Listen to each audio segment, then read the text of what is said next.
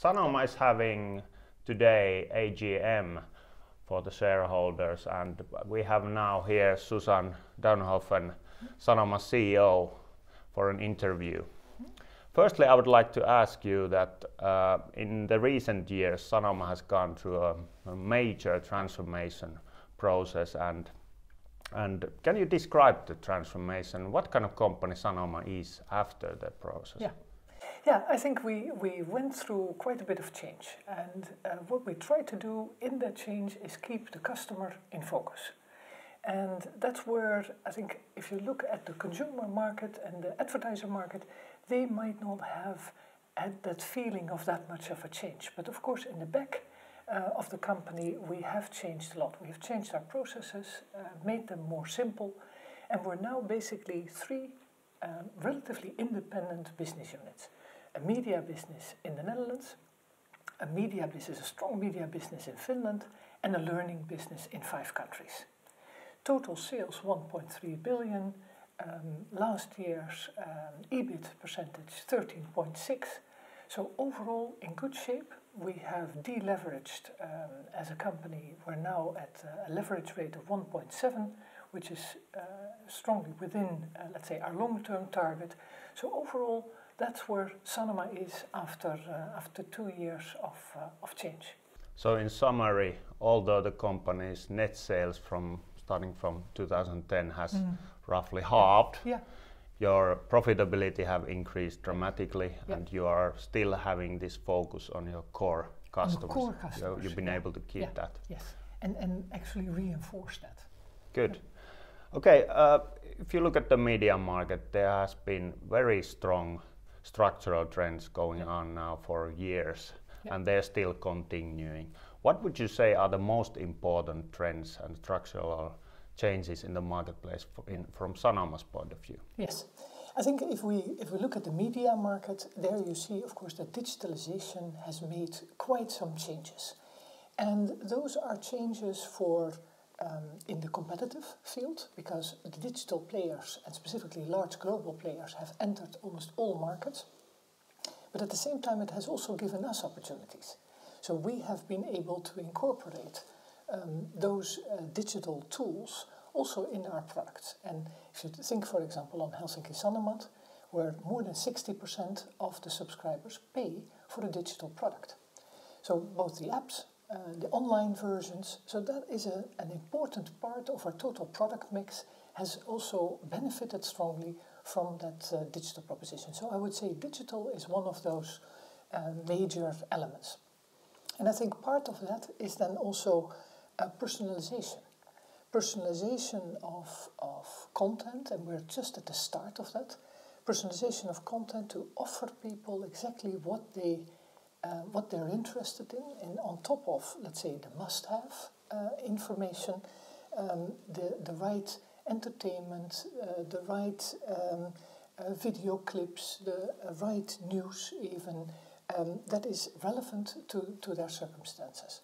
And that then also has for the advertiser a good impact, that they can not only get large reach with the Sanoma products in media, but also targeting their offering to relevant messages, let's say, for consumers. And that is, of course, for the consumer also a big benefit, because then they get no longer the ads that they're not interested in. They get the ads that they like. Yeah. So I think digitalization in all its aspects, both competitive and on product and on advertising, has had major impact in the media industry as a whole, and thus also on Sanoma. When we talk about these global competitors, Netflix, you have said that it has had an effect to your company in a way that it has accustomed customers to pay for digital content, but very hot topic is now Facebook. It has done themselves many changes, and also the regulator, and all this news around fake news and all that. How do you see that affecting Sanoma or the European media companies or the media landscape? Yeah, I think it has, of course, shown that there is not only good things, and that when these free tools, which have been difficult sometimes to compete with, you now see the benefit, of course, of curated content. And I think that is the strong suit of companies like Sanoma, that we write the content, we check the content. It is done under the supervision of an editor-in-chief who is responsible, who puts his name to those articles. So I think that part is what we now start realizing as a society, more and more, how important that is for how our democracies work. So I think that is where Sanoma has traditionally, from its start, played an important role, and we're to a certain extent reassured in the fact that that comes out so strongly now in recent trends. Okay, good. In your opinion, what are the biggest competitive advantages that Sanoma has, or the strengths? Yeah, let me maybe take an example then out of learning. Because you know, we're always talking a lot about media with Sanoma, but actually learning is 1/3 of our profitability. It's a very strong element within our company. And if you look at learning, the interesting thing is that we are in 5 countries. And a lot of our competitors in learning are, for example, only in 1 or in 2 countries. And we're actually in one of the most advanced, the Finnish market, as one of the top learning and education markets. So we're in very good, top profile countries. And we're quite advanced on the digitalization. And maybe that's a little bit because we're mixed with media, that we're early on exposed to that. But also given the fact that we're in 5 countries, we can actually benefit from the fact that we have one integral digital platform that is across those 5 countries. And take, for example, Bingle, which was an exercise platform that we launched in Belgium and then brought to Sweden and now into Finland. And in all 3 countries, very successful. So that, I think, is one of the strong elements, the top markets that we're in. And therefore we see learning as one of our growth areas. And because now with a much improved balance sheet, we're looking into growth opportunities, and then learning is definitely one of those areas that we're keen on growing through smaller bolt-on acquisitions. Good. How about, there's always room for improvement. Where would you see the biggest room for improvement currently? Yeah, I think we need to improve still on all aspects. We can always do better. So what we have done in the last couple of years is not very big switches or very big changes. We have really sort of gone through all our processes, always keep the customer in mind, and then improve.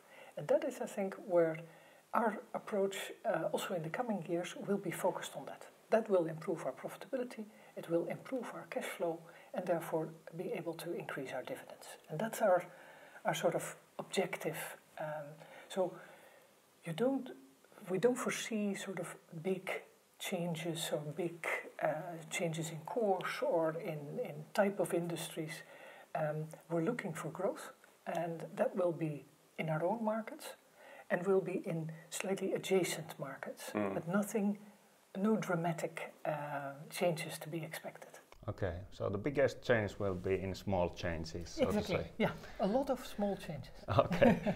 Lastly, I would like to ask you to tell the viewers that why should they invest in Sanoma? Yeah, I think they invest in Sanoma because our restructuring is done, our balance sheet is clean, we have a good profitability that we can still improve through these smaller changes that I indicated, focused as a company very much on our customer, on our profitability and on increasing cash flow, and thus making it possible to offer increasing dividends. And that's where we're, as a company, aiming for.